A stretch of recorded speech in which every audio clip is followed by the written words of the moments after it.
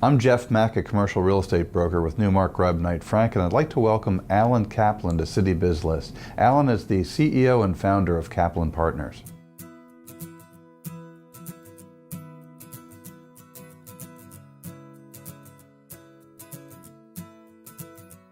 We do a lot of prospective client education, whether it's a CEO at a conference, which happens all the time, where somebody says, you know, I'm thinking about my succession, the board's thinking about it, and we're just not quite sure what to do. Would you come and talk to our board? And we'll go in and we'll say, look, these are things you need to think about as a board of directors, you know, with a CEO who's at a certain age or certain stage where they may not be here. Think about the process, think about timeline, think about those dynamics, and give them education. And sometimes, 6, 12, 18, 24 months later, that turns into a client.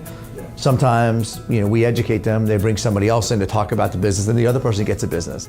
So one of the things about the executive search business that people don't always appreciate is that it's a process business. Everyone assumes it's, well, who do you know? And sure, we know lots of people, and we've got a big database, and we have access to the latest technologies and resources that are out there. But this is a business about process at the levels that we work. And when we execute a process, we know we're going to run that process until we're going to be successful for that client. So that process starts with due diligence from really two perspectives. You know, one is what's the role and the organization that we're involved with. We need to understand the sort of state of affairs of the company, what needs to be done, you know, where is it today, where does it want to go, is it a turnaround, is it in crisis, does it have challenges, is it growing really well and it's kind of firing on all cylinders, and we want someone not screw it up but think strategic about how they get to the next level. You know, what is the role, what is the state of affairs of the company?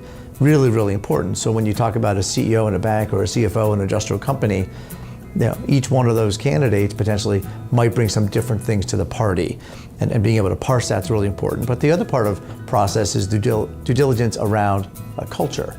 You know, what's the culture of the organization? How do decisions get made?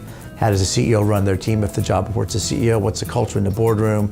And all those dynamics. And when you bring the sort of cultural audit piece and the position assessment and evaluation and understand the organization, you can craft a picture of what the right solution is going to look like for a client.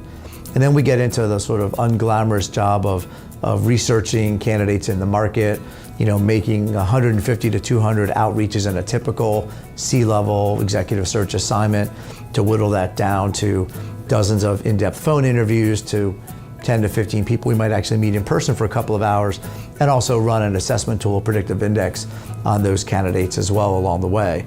And then we get into the whole interviewing process and kind of advising clients around the structure of the interview process. In many cases, we have boards that have said, well, I've never hired a CEO before, you know, or I've hired a CEO in a nonprofit for a board I sit on, but I've never hired a bank president or a software company president before. Help us understand the process of interviewing, what kind of questions to ask. So we work with them to try to help structure that, set that up. And then, you know, you run through that process, and there's a candidate validation and referencing piece, there's a candidate closing piece in terms of negotiating, structuring compensation packages, which has gotten very complicated. If you're a public company and a named executive officer, it's got to be competitive. It's also got to be defensible in the eyes of the shareholder community. And then making sure, you know, once you get everything resolved and contracts and agreements signed, that, you know, they're transitioning well, the family or spouse are transitioning well if there's other folks involved in that situation. And we think it's really important to stay in touch with both sides of that equation for up to a year afterwards. So it is a big process. It's not just who you know. Who you know is nice, but who you know is not enough to get it done at the levels that we typically get activated with.